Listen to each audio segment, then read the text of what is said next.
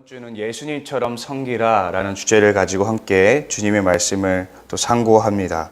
오늘 예수님의 모습을 보면서 예수님께서 어떻게 하나님의 나라를 위해서 헌신하시고 섬기셨는지를 함께 살펴보고자 합니다. 오늘 본문은 오병이어 사건이 있은 바로 직후의 일을 기록하고 있습니다. 오병이어 사건이 있은 후에 예수님은 무리들을 급히 해산시키는 모습을 우리가 보게 됩니다. 예수님의 이 같은 행동에 가장 설명할 수 있는 가장 설득력 있는 주장은 우리가 요한복음 6장을 살펴보는 것입니다. 요한복음 6장도 동일하게 오병이어 사건을 다루고 있습니다. 그런데 추가로 거기에서는 이 군중들이 예수님이 바로 그 선지자라고 생각해서 예수님을 왕으로 삼으려고 했다라는 것이죠. 여기서 그 선지자란 모세가 예언한 선지자로서 메시아를 의미합니다.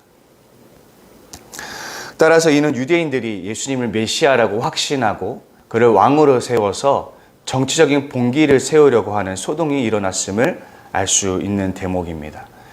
이 유대인들이 생각하는 메시아는 정치적인 메시아로서 이 메시아는 많은 군대를 일으켜서 주변의 나라를 정벌하고 또 강력한 제국을 건설하는 그런 메시아를 그들이 꿈꿔왔던 것입니다. 예수님께서는 이 군중들의 욕망을 미리 파악하시고 그 자리를 급히 피하시게 되시는 것이죠. 아마도 오늘도 마태복음 본문에서도 동일한 소요가 일어난 것이 아닐까라고 우리가 추측해 볼 수 있겠습니다. 예수님은 가는 곳마다 기적을 일으키셨습니다. 그래서 예수님에 대한 기대가 조금씩 더 증가하고 있었던 것입니다. 메시아를 항상 갈망해왔던 유대인들은 이 비범한 영웅들을 자주 메시아로 경배하고는 했습니다. 유대인들이 세례요한이 나타났을 때 많은 유대인들이 세례요한을 따랐던 것을 여러분 기억하실 것입니다. 그 중에 덜어는 세례요한이 메시아가 아닐까 하고 생각하는 이들도 있었습니다. 사실 유대인들은 예수님 외에도 누군가를 메시아로 추정하는 일들이 종종 있었던 것으로 우리가 볼 수 있습니다. 아마도 이때 유대인들은 예수님에 대한 자신들의 기대를 한껏 부풀리고 있었을 것입니다. 그런 상황에서 이 오병이어 사건은 일종의 촉매제 역할을 했을지도 모릅니다. 왜냐하면 이 오병이어 사건을 신학적으로 좀 드러내 보자면 이 오병이어 사건은 예수 그리스도가 자신을 메시아로 드러내는 사건으로 볼 수 있으며 또는 참된 왕으로 드러내는 사건으로도 충분히 해석할 수 있기 때문입니다. 그러나 군중들이 생각하는 메시아와 하나님의 나라는 예수님이 생각하는 것과는 상당한 차이가 있었죠. 그래서 예수님은 군중들의 그릇된 생각과 욕망을 아셨기 때문에 급히 무리들을 해산시킨 것으로 보입니다. 예수님은 이 소동에 제자들이 말려들지 않게 하기 위해서 제자들을 먼저 배에 태워 보내시고 자신은 따로 홀로 산으로 올라가서 혼자만의 시간을 보내게 됩니다. 이 마태복음은 예수님이 사탄에게 시험받은 이 세 가지 시험에 대해서 비교적 자세하게 서술하고 있습니다. 그 세 가지 시험 중에 마지막 세 번째 시험은 이런 시험입니다. 마귀가 또 그를 데리고 지극히 높은 산으로 가서 천하 만국과 그 영광을 보여 이르되 만일 내게 엎드려 경배하면 이 모든 것을 내게 주리라. 사단은 인간이라면 사뭇 욕망할 만한 세상의 그런 권력과 영광을 예수님 앞에 제시합니다. 아마도 역사적으로 많은 인물들이 이 사단의 제안 앞에 굴복했을지도 모르겠습니다. 그러나 예수님은 이 사단의 제안을 아주 손쉽게 간파하시고 그 시험을 물리치십니다. 기록되었으되 주 너의 하나님께 경배하고 다만 그를 섬기라 하였느니라. 예수님은 이렇게 대답하시면서 사단의 유혹을 물리치십니다. 그런데 오늘 이 사단의 시험과 이 마지막 시험과 굉장히 흡사한 시험이 예수님 앞에 다시 한번 제시되고 있는 것입니다. 오병이어로 인해서 군중들이 예수님을 메시아로 섬기려고 하는, 숭배하려고 하는 일들이 이제 조짐이 보이기 시작하는 것이죠. 만일 예수님께서 군중들이 욕망하는 그 메시아로서 자신을 드러내려고 하셨다면, 만약 예수님이 그 권력을 가지고 하셨다면 지금이 최고의 적기라고 할 수 있겠습니다. 유대인들이 기대하는 마음 가운데 예수님을 기대에 찬 눈빛으로 바라보고 있고, 이제 여기저기에서 예수님을 왕으로 삼으려고 하는 그런 조짐이 보이고 있는 가운데 예수님께서 한마디만 하시면 충분히 그 권력을 충분히 쟁취할 수 있는 그런 상황에 있는 것입니다. 그런데 이번에도 예수님은 그 시험을 아주 훌륭하게 극복해 내십니다. 예수님은 애초에 그 무리를 해산시킴으로써 자신을 왕으로 삼으려 했던 그 어떤 가능성도 완전히 무마시키는 그런 행동을 보여주시는 것이죠. 또 잠시 넘어가서 마가복음 1장을 우리가 또 살펴보기를 원합니다. 마가복음 1장에서는 예수님이 이제 그 회당에서 귀신 들린 사람을 고쳐주는 사건을 짤막하게 다루고 있습니다. 그런데 이 귀신은 예수님이 어떤 존재인지를 정확하게 간파하고 있었습니다. 귀신은 고백하기를 예수님이 하나님의 거룩하신 자라고 칭합니다. 이것은 예수님의 참된 신분을 표현하는 칭호입니다. 그러나 예수님은 귀신이 더 이상 어떤 말도 하지 못하도록 귀신을 제지하시죠. 왜냐하면 군중들이 아직은 예수님의 참된 정체를 알아서는 안 되기 때문입니다. 사람들이 예수님의 정체를 알게 된다면 군중들이 예수님을 자신들이 원하는 메시아로 또 숭배하고 또 왕으로 삼을 것이 분명하기 때문입니다. 물론 그것은 하나님의 뜻도 예수님의 뜻도 아니라는 것을 우리는 알 수 있습니다. 이렇게 마가복음이나 마태복음이나 우리가 살펴볼 수 있는 것은 예수님이 초지일관 군중들의 그릇된 욕망에 애초에 반응하지 않는 결연한 태도를 보여주신다라는 것이죠. 예수님의 이러한 초연한 태도의 기저에는 자신의 유익은 전혀 구하지 않고 오직 하나님의 뜻만을 구하려고 하는 예수님의 신앙이 자리 잡고 있음을 알 수 있습니다. 오늘 예수님이 군중들을 해치신 뒤에 홀로 산으로 떠나셨다는 것을 우리가 다시 한번 주목할 수 있습니다. 근데 우리가 예수님이 홀로 계셨다라는 이 장면은 어떻게 이해를 해야 되냐면 쉽게 말해서 기도하셨다라고 우리가 해석하면 됩니다. 건강복음에서 많은 부분 예수님께서 홀로 계셨다고 기록하는 부분과 함께 예수님이 기도하셨다라는 기록이 함께 병행해서 나오는 부분들을 우리가 찾을 수 있는데 예수님께서 혼자 계셨다는 것은 다름 아닌 예수님께서 홀로 하나님께 기도하셨다라고 이해하는 것으로 봐도 무방하다는 것이죠. 오늘 예수님이 군중들을 해치신 뒤에 홀로 산으로 떠나셨습니다. 그리고 홀로 그곳에서 기도하셨습니다. 왜 예수님께서는 홀로 기도하셨을까? 그런데 우리가 오늘 본문 기록 앞에서 살펴보면 예수님이 이미 빈들에서 홀로 계셨다고 기록하고 있습니다. 예수님은 불과 몇 시간 전만 해도 오병이어 사건이 일어나기 몇 시간 전만 해도 빈들에 홀로 계셨습니다. 그것은 세례 요한이 죽었다라는 소식을 접한 바로 이후였습니다. 그리고 예수님은 지금 한 차례 사역을 마친 뒤에 다시 한번 또 혼자의 시간을 이제 마련하시는 것입니다. 그래서 모든 군중들을 흩으시고 다시 혼자가 되셨습니다. 예수님은 홀로 계시면서 무슨 생각을 하셨을까요? 무슨 기도를 하셨을까요? 세례 요한이 죽었다라는 소식을 듣고 홀로 빈들로 가셨던 예수님은 어떤 생각을 하셨을까? 한번 추측해 봅니다. 어쩌면 세례 요한의 죽음을 생각하면서 먼 훗날 자신의 최후에 대해서 생각하지는 않았을까라는 생각을 하게 됩니다. 하나님의 정의를 부르짖은 이유로 권력에게 처형당한 세례 요한처럼 하나님 나라를 외치는다는 이유로 훗날 똑같은 대가를 치르게 될 것이라는 생각을 하셨을지도 모르겠습니다. 어쩌면 자신에게 닥칠 그 고난의 순간에 두려워하면서 기도로 그 순간을 돌파하려고 하셨을지도 모르겠습니다. 아니면 이 자신을 메시아로 삼으려고 하는 이 군중들의 그런 욕망을 외면하고 오직 하나님의 뜻대로 행하고자 하려는 그 결연한 다짐을 다지기 위해서 기도의 자리로 나아갔을지도 모르겠습니다. 우리는 예수님이 얼마나 철저하게 하나님을 섬기려고 노력했는지를 기억해야 합니다.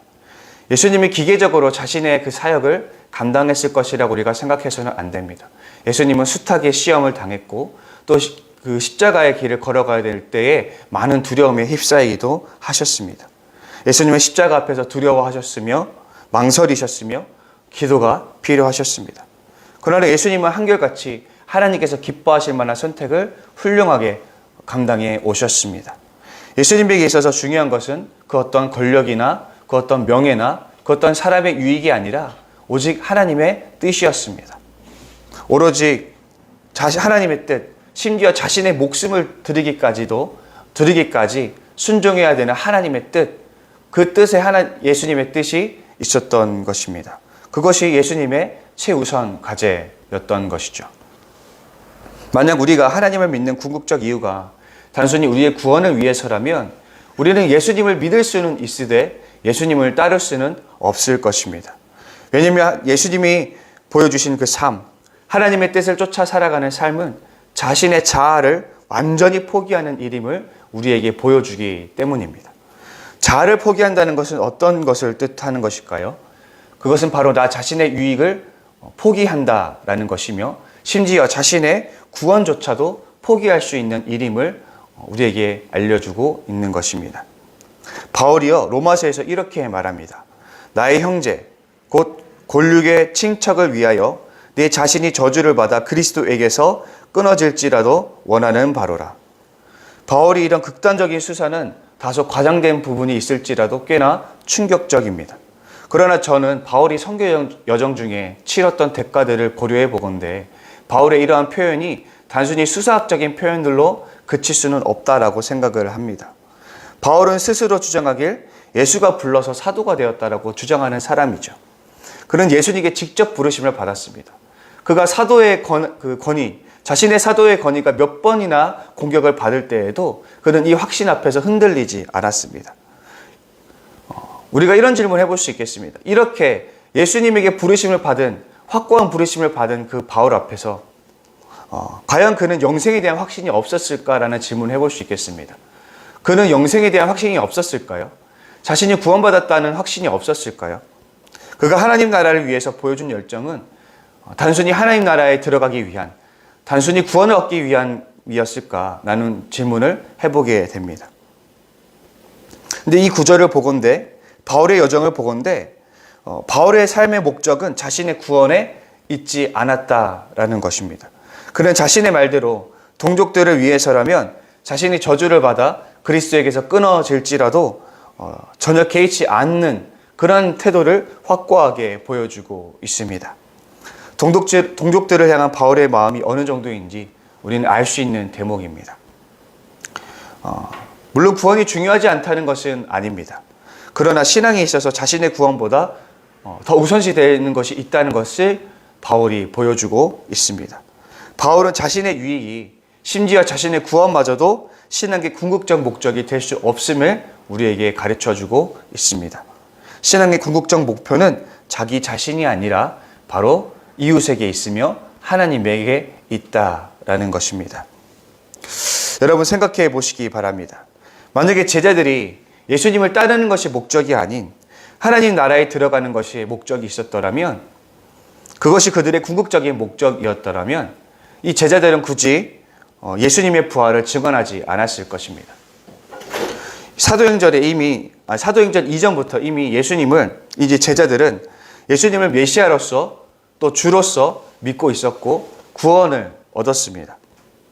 그렇다면 그들이 굳이 예수님을 증언할 이유가 없습니다. 그들이 만약 구원을 얻는 것에만 만족했더라면 그들은 이미 구원을 얻었고, 따라서 그들은 더 이상 예수를 증언함으로써 박해를 당할 일도 순교를 당할 일도 없었을 것입니다. 그러나 왜 제자들과 초기 기독교인들은 자신들의 구원을 왜 자신들이 받은 구원에서 멈추지 않았을까?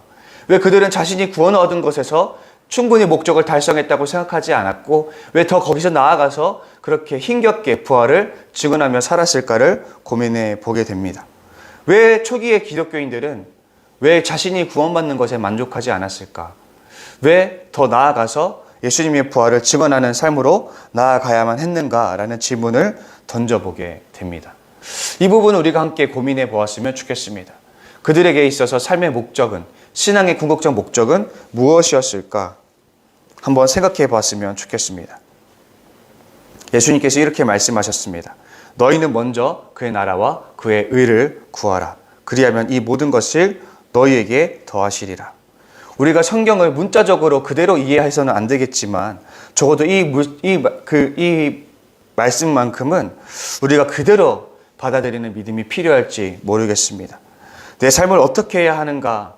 우리는 많은 부분, 내 삶의 안위와 내 삶의 유익을 위해서 내 삶을 어떻게 꾸려나가야 될까에 대한 걱정과 염려로 많은 시간들을 보내곤 합니다.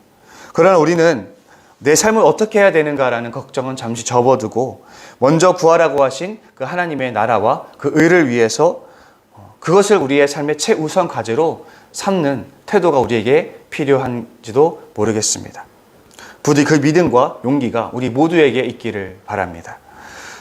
오늘 예수님처럼 섬기라라는 주제를 가지고 함께 처음으로 말씀을 상고해 봤습니다.